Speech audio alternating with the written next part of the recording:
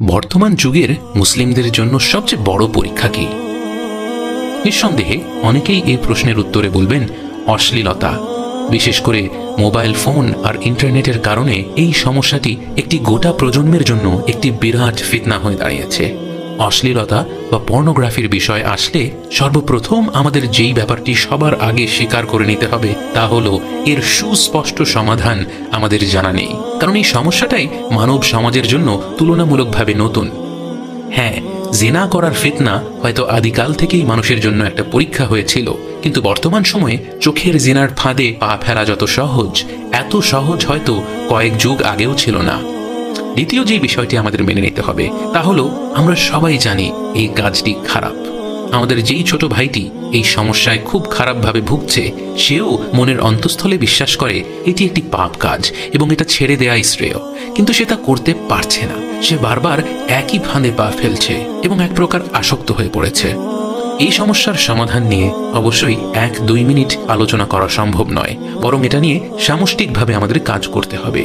কিন্তু আজকের এই ছোট্ট রিমাইন্ডারে আমরা একটা পরামর্শ দেব যা আমাদের ছোট ভাই বোনেরা এখন থেকেই কাজে লাগাতে পারে।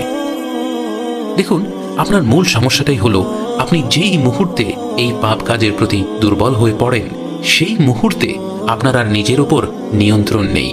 আপনি জানেন কাজটি খারাপ, কিন্তু সেই মুহূর্তে কোনো কারণে আপনি নিজেকে আর নিয়ন্ত্রণ করতে পারছেন না।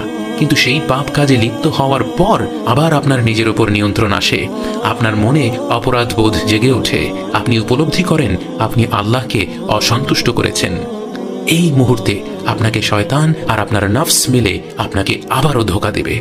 আপনাকে আপনার এই অপরাধ বোধ থেকে অন্য কোনো দিকে নিয়ে যাওয়ার চেষ্টা করবে। কিন্তু এখন পরিস্থিতি আপনার নিয়ন্ত্রণে। আপনি বুঝতে পারছেন আপনি ভুল করে ফেলেছেন, এবং আদম সন্তান যখন ভুল করে তখন সে তার বাবা আদম আলাইহিস সালামের কাছ থেকেই শিক্ষা নেয়। সেই মুহূর্তে আল্লাহর কাছে তওবা করুন। পবিত্র হওয়ার প্রয়োজন হলে পবিত্র হয়ে 2 রাকাত নামাজ পড়ে ফেলুন। নামাজে আল্লাহর কাছে মনের অন্তঃস্থল থেকে ক্ষমা চেয়ে নিন, তাঁর কাছে আপনার দুর্বলতার কথা জানিয়ে দিন। আপনি বারবার একই ভুল করছেন, আপনি সেই ভুল থেকে ফিরে আসতে চান, সে কথা আল্লাহকে বলুন। মন খুলে দোয়া করুন, তওবা করুন, এবং এরপর কোনো একটা ভালো কাজ করুন।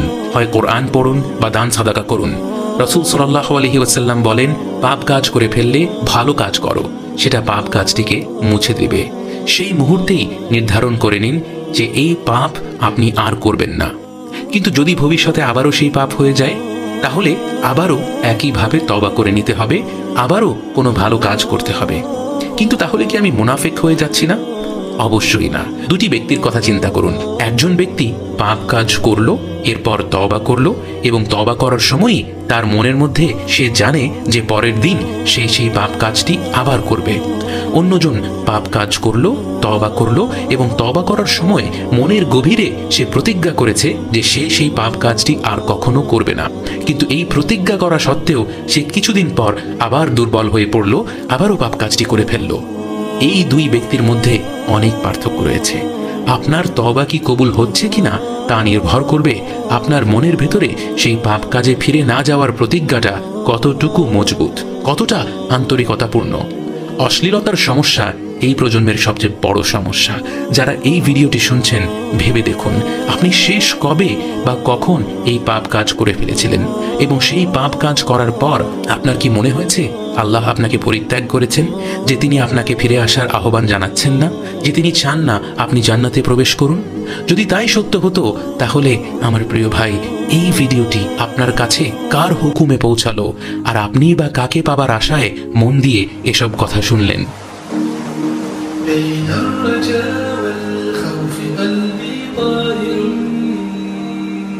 ومن اليقين النور بيض جوانحي فوق السحاب يطير